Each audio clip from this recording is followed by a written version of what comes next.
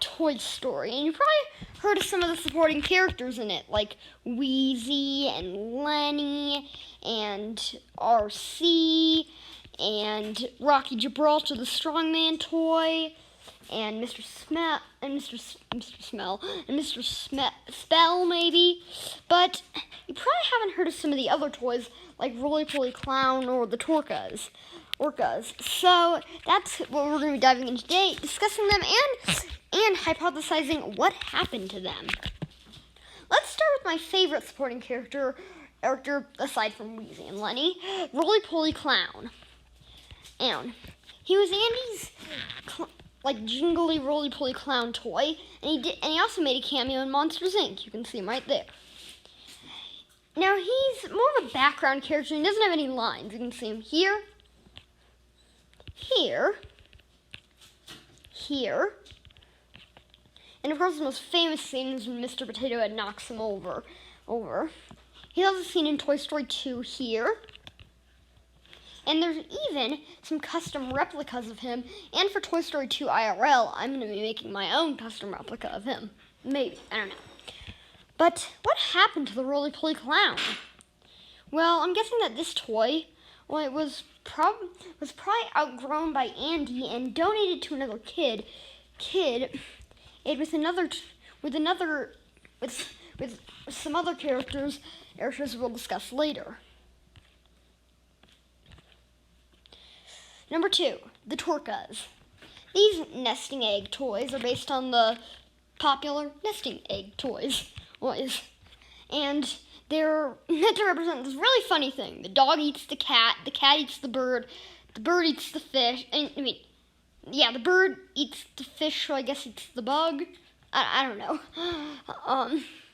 But I'm guessing that what happened to these little guys was that they were probably donated alongside the Roly-Poly Clown.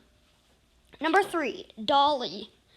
Before there was Dolly in Toy Story 3, Molly had a posable doll toy named Dolly. She sat up on the shelf and was only visible in Toy Story 1. However, she did appear in the Toy Story treats, and on Etsy you can find a custom replica of her. I'm guessing that since she is a bendable toy, Molly, being a younger child than Andy, might have accidentally broke her. And you know where this is going, so I'm not going to say it. Number 4, not Lotso, but the pink teddy bear. This is debatable whether it is Andy's toy or Molly's toy, but I'm just going to go ahead and guess it's Andy's toy. And he sat up on the shelf with Dolly, Ollie, and the rubber duck.